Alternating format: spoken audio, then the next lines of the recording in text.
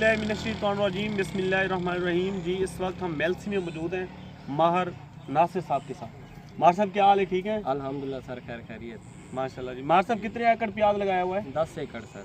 कौन सी वैरायटी लगाई है? सनसेट की लगाई हुई है सर। माशाल्लाह। आज कितने कनाल पटाई की है आपने? तकरीबन 3 कनाल है जो हमने पटाई कराई है।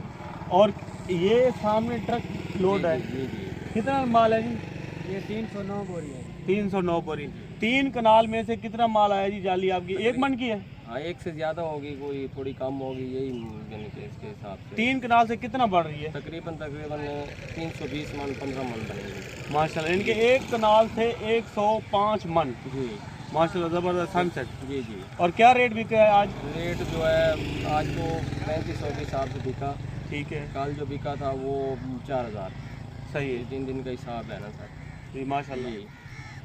और वैरायटी के बारे में बताएं जी। साइज ये देखें, 2 फ्रूट लिए हुए साइज हैं। जो है ना इसके ना सनसेट का जो बड़ा अच्छा इसका जो है ना साइज बड़ा अच्छा है, प्यारा साइज है, लाल है और इसकी जो है ना खूबसूरती ये गोल है प्यार।